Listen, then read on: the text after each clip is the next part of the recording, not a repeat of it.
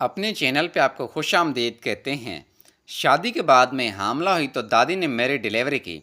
तो मुझे ज़रा दर्द ना हुआ, पता भी ना चला, तो मैंने बच्चा पैदा कर दिया। एक चांद सा प्यारा बेटा अल्लाह ने मुझे अता किया था। और आज मैं दूसरी बार हामला हुई थी, दादी वफात पा गई तो अब्बा ने ज़बरदस्ती मेरी डिलीवरी करने का बोला। मुझे अपनी अब्बा से बहुत ही शर्म महसूस हो रही थी। मैं हामला थी और दादी की जगह अब्बा मेरी डिलीवरी करने लगे थे। लेकिन तब मेरा मुंह खुले का खुला रह गया जब अब्बा डिलीवरी डिलीवरी करने के बजाय पहले। हम लोग घर में 3 अफराद थे, एक मैं, एक मेरी दादी और एक मेरे अब्बा। मेरे अब्बा इस दुनिया में नहीं थे, वो इस दुनिया से चले गए जब मैं सिर्फ 3 साल की थी। मुझे तो उनका एहसास भी ठीक से याद नहीं था कि वो कैसे थे। अब मैं तो शादीशुदा नहीं थी और मेरी दादी भी उम्र रसीदा थी। इसके अलावा घर में सिर्फ अब्बा ही थे। फिर भी हमारे घर का रोज़ बच्चा पैदा होता था। उसके पीछे राज ये था कि मेरी दादी एक मशहूर दाई थी। उसके पास लोग दूर दूर से अपना केस करवाने के लिए आते। उनका 50 साल तजर्बा था। उन औरतों का कहना था कि उनके हाथों में कोई ऐसा जादू है कि ज़रा भी दर्द नहीं होता। मैं साइंस की स्टूडेंट थी, इसलिए मुझे इन सारी चीज़ों का शादी से पहले ही पता था। मैं जानती थी कि दर्द होता है और वो भी अच्छा खासा, लेकिन शायद लोगों के दिमाग में ये बात बैठ गई थी कि मेरी दादी बहुत पहुंची हुई है इस मामले में और उनका बड़ा तजुर्बा है, इसलिए हमारे घर में रोज़ाना की बुनियाद पर मरीज़ आया करते थे। एक बात तो मेरी दादी ने मानने वाली थी कि वो अपने मुंह से कभी भी पैसे नहीं थामती थी, लेकिन लोग इस कदर खुश होते कि उनको ज़रूरत से ज़्यादा ही पैसे देकर चले जाते थे। एक औरत जो उनके पास आती तो दोबारा वो औरतें कसम खा लेती कि चाहे जो भी कुछ हो जाए, मैंने दोबारा इसी के पास जाना है, मैंने इसी से अपनी डिलीवरी करवानी है। मुझे ये सब पसंद नहीं था क्योंकि हमारे घर में रोज़ लोग आते थे, रश होता था, छोटा सा घर था, मैं अपनी पढ़ाई भी ठीक से नहीं कर पाती थी। जैसे ही मेरी पढ़ाई मुकम्मल हुई, मेरे वालिद साहब ने मेरी शादी करवा दी। बस यूं समझते कि कॉलेज से निकलने की देर थी कि मेरा दूसरा पाँव डोली में रखवा दिया गया। कि मैं थी भी हमसफ़र, कभी गुस्से वाली। दिया बहुत ख्याल करता था, पर मूडी था, शक्ल और सूरत का मुनासिब था, लेकिन बहुत गुस्से वाला इंसान था। शादी के दूसरे माह मुझे हमल हो गया। मुझे शोर शराबे से बहुत नफरत थी। मैं नहीं चाहती थी कि मैं इतनी जल्दी माँ बनूं, क्योंकि फिर औरत की सारी ज़िंदगी बच्चे के पीछे भागने गुजर जाती है। लेकिन किस्मत में जो लिखा था उसको बदला कैसे जा सकता है।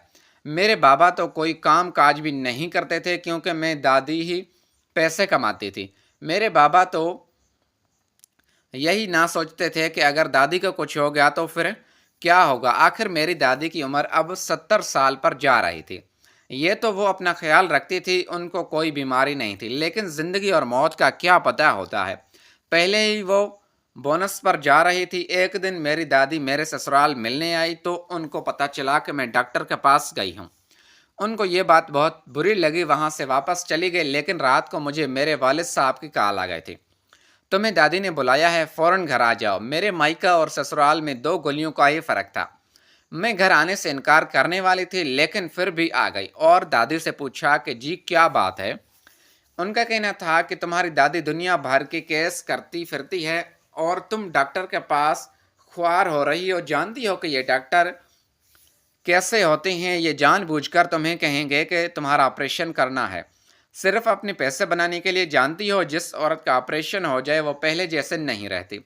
मेरी दादी ने कहा कि मैं ही तुम्हारा केस करूंगी, खबरदार जो किसी और के पास गई तो। मेरे से बुरा कोई नहीं होगा। उसको मुझे मेरी एक सहेली भी मिली जिसने मेरी दादी से केस करवाया था। वो शादी के काफ़ी अरसे बाद किसी काम के सिलसिले में आई थी और फिर 2 महीने बाद दोबारा चेक करके उसने मुझे बताया कि उनके हाथ में तो जादू है। पागल, तुम्हारे घर की बात है, तुम कहाँ डॉक्टरों के पास फिर रही हो। मेरी डिलीवरी का वक्त हो गया और मैं अपनी दादी से ही मैंने अपना केस करवाया और मैं हैरान और परेशान रह गई कि वाकई मुझे बिल्कुल भी दर्द ना हुआ। जो दर्द हुआ वो बहुत ही कम था, उसको मैं दर्द कह भी नहीं सकती थी। मेरी गोद में एक प्यारा सा बेटा आ गया और मैं बहुत खुश थी। दादी ने ना जाने क्या जादू किया था कि मेरी तबीयत बिल्कुल भी बोझल नहीं हुई थी। यहाँ तक कि मुझे कोई कमज़ोरी भी महसूस नहीं हुई थी। वाकई सुबह कहते हैं कि तजर्बा बोलता है, और पुराने लोगों के पास बहुत ही हुनर था। कभी कभी डिग्री से ज़्यादा तजर्बे की अहमियत होती है। मैं तो दादी के गिरोदा हो गई थी। मुझे मेरी दादी ने कहा था कि तुम घर में ही आराम करना, बाहर निकलने की ज़रूरत नहीं है। मैं 40 दिन तक अपने घर में ही थी। मेरे शौहर, मेरी सास ने मेरा ज़रा ख्याल नहीं रखा, पर मैं ठीक थी। मेरी दादी ने कहा था कि जब 40 दिन पूरे हो जाएं तो आके मुझसे एक दफ़ा चेकअप करवा लेना। मैं 40 दिन के बाद अपने बेटे को अपनी सास के पास छोड़कर उनसे मिलने के लिए गए, लेकिन घर पे कोई भी नहीं था। अजीब सन्नाटा था। अजीब बात थी कि ऐसा कभी नहीं हुआ था। दादी तो हमेशा घर पर रहती थी। मैंने जो आवाज़ें दी तो मेरे से निकली। मैंने उनको सलाम किया, उनसे मिली और पूछा कि दादी कहाँ है, तो आगे से खामोश हो गए। मैंने दोबारा पूछा कि कहाँ है। कहने लगे कि तुम्हारी दादी इस दुनिया में नहीं रही। मैं हैरान परेशान रह गई। मैंने कहा, ये कैसे हो गया? क्या हुआ दादी को? कब हुआ? ये क्या हुआ आज? जाहिर सी बात थी कि ये आज ही हुआ होगा।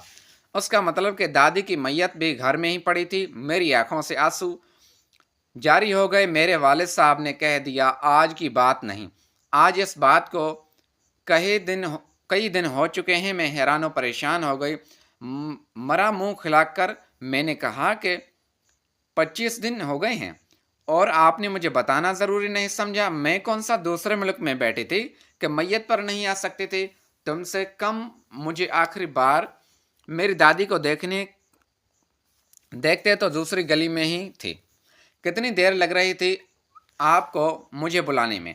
ये आप कैसी बातें कर रहे हैं? मैं अभी अपने शौहर को बुला लेती हूँ, मेरे वालिद साहब ने कहा। खबरदार, जो तुमने अपने शौहर को या अपने ससुराल वालों को किसी को भी इस बारे में बताया, मेरा मरा मुंह देखोगी। अभी अपनी दादी की मौत की खबर सुनी थी और अब वालिद साहब ऐसी बातें कर रहे थे। मेरी तो हालत बहुत बुरी हो गई। मैंने कहा, क्यों नहीं बताना? तो कहने लगी कि तुम्हारी दादी बहुत मशहूर थी, बहुत लोग जानते थे, बहुत से लोग उनके विरोध थे। उन सबको ये पता चलेगा तो सारे घर में आएंगे। मेरे पास एक पैसा भी नहीं है कि मैं उन सब के लिए यहाँ पर खाना पकाऊं और लंगर तकसीम करूं। तुम्हारी दादी को हार्ट अटैक हुआ था, वो इस दुनिया से चले गए। रात में उनकी मैयत को मैंने दफना दिया। बाबा ने ये बात बहुत ही अजीब हरकत की थी। ठीक है, अगर आपके पास पैसे नहीं है तो किसी को बुलाना नहीं चाहिए था, तो कम से कम मुझे तो बता सकते थे। पर अब मैं क्या कह सकती थी? मैं उनसे कितना भी झगड़ा करती, जितनी भी बहस करती, तो होना तो था वो हो चुका था।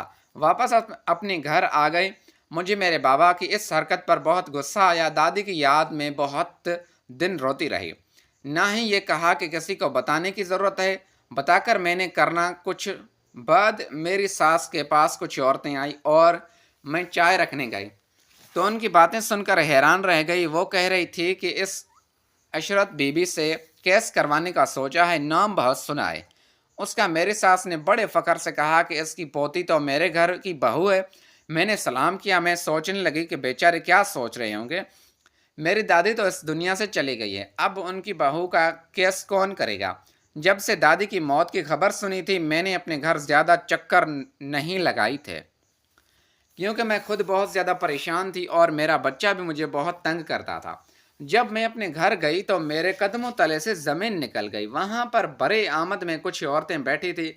जब मेरी दादी केस किया करती थी तो मरीज़ के आने वाली औरतें वहीं बैठा करती थी। जब दादी इस दुनिया में ना रही तो उन औरतों का यहाँ क्या काम था? मैंने सलाम किया और पूछा कि आप किस लिए आई हैं? तो कहने लगी कि अपनी बहू का केस करवाने आई हैं। प्यारे दोस्तों, अगर आपको ये हमारी नई कहानी पसंद आई है तो इस वीडियो को लाइक करके चैनल को सब्सक्राइब ज़रूर करें। इस तरह की और भी उर्दू कहानियाँ, नॉवेल्स वाली वीडियोस देखने के लिए थैंक्स फॉर वॉचिंग।